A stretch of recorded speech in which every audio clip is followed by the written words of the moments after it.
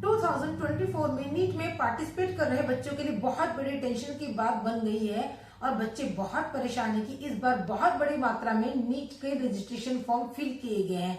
लगभग 25,70,000 एग्जैक्ट जो रेशो निकल के आ रहा है, ये बहुत बड़ी क्वांटिटी में बच्चों ने रजिस्ट्रेशन किया है। तो डियर स्टूडेंट, आपको बिल्कुल भी टेंशन लेने की कोई जरूरत नहीं है, क्योंकि जो बच्चों ने नीट में पार्टिसिपेट किया है, अगर मैं लास्ट ईयर से इस साल का ये देखूं डिफरेंसेस जो रहा है बच्चों का रजिस्ट्रेशन का, तो ये बहुत ही ज्यादा है।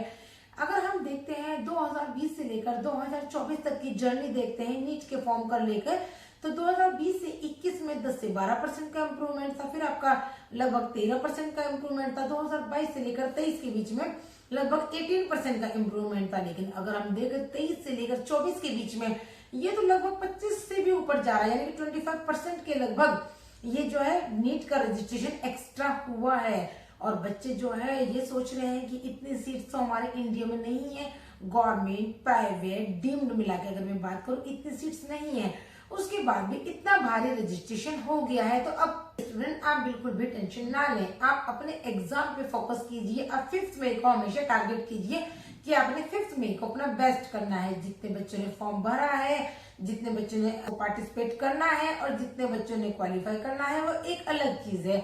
हमेशा अगर आप एवरी ईयर देखें अप्रोक्सीमेटली जितने बच्चे भी रजिस्ट्रेशन करते हैं तो उनका हम 50% क्वालिफाई रेशो मानते हैं। अगर 25 लाख बच्चे नीट में पार्टिसिपेट कर रहे हैं तो अप्रोक्सीमेटली 12-12.5 लाख बच्चा क्वालिफाई करेगा।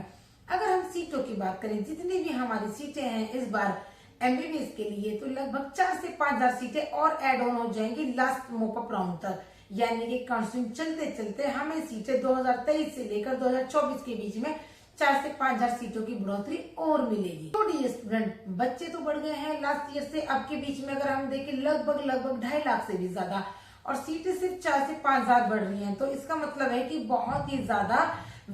तो डियर स्टूडेंट, आपको लग रहा होगा कि एवरी ईयर इतने बच्चे क्यों बढ़ते जा रहे हैं। तो दरअसल हर साल बच्चे ड्रॉप पे ड्रॉप लेंगे, तो हर साल जो नीट की जो मात्रा का स्टूडेंट है वो बढ़ोतरी होती जाएगी। तो आप टेंशन ना लें, इसमें बहुत सारे बच्चों का टारगेट सिर्फ एमबीबीएस गवर्नमेंट को ही लेकर रहता है और वो कई साल ड्रॉप कर लेते हैं। तो ऐसे स्टूडेंट से मैं कहना चाहूंगी, अगर आपके 2 ड्रॉप होने के बाद भी आपकी सीट नहीं निकल पा रही है तो आप हताश ना हो, आपके सामने और भी ऑप्शन है। जैसे आप अपनी एमबीबीएस अगर अब्रॉड से कर सकते हैं, अगर आप नहीं चाहते हैं तो आप बीएमएस कर सकते हैं। यानी कि अगर आपको डॉक्टर ही बनना है और आप बार बार अगेन ट्राई कर रहे हैं लेकिन आप नहीं निकाल पा रहे हैं सीट, तो इतना ज्यादा ट्राई करने की कोई जरूरत नहीं है। या तो आप अपनी एमबीबीएस एब्रोड से कीजिए, नहीं तो फिर आप बीएमएस कर सकते हैं। ये भी एक बहुत बड़ी, बच्चे बार ड्रॉप कर रहे हैं और उनका अटेम्प्ट नहीं हो पा रहा है, वो गवर्नमेंट सीट नहीं निकाल पा रहे हैं किसी ना किसी कंडीशन से। फाइनेंशियल कंडीशन अगर मान लें ठीक नहीं है और वो मात्र सरकारी सीट ही पार्टिसिपेट कर सकते हैं, वो प्राइवेट लो बजट हो या हाई बजट हो नहीं कर सकते, और इवन की वो एब्रोड से भी एमबीबीएस नहीं कर सकते। तो डियर स्टूडेंट, हम दूसरा ऑप्शन भी आपके सामने है, आप बीएमएस कर सकते हैं, आप बीवीएससी कर सकते हैं, आप डॉक्टर बन सकते हैं। थोड़ा सा देखिए। हाय, मैं हूं डॉक्टर शबनम, एमडी शिक्षा मेट, आपकी अपनी मेडिकल काउंसलर। हमारे चैनल पर लेटेस्ट अपडेट देखने के लिए लाइक एंड सब्सक्राइब करना बिल्कुल ना भूलिए। और अगर आप चाहते हैं कि आपकी काउंसलिंग हमारे थ्रू की जाए तो आप शिक्षा मेट से कांटेक्ट कीजिए। शिक्षा मेट आपको फुल सपोर्ट करेगा, आपको एक अच्छी सीट दिलवाने के लिए।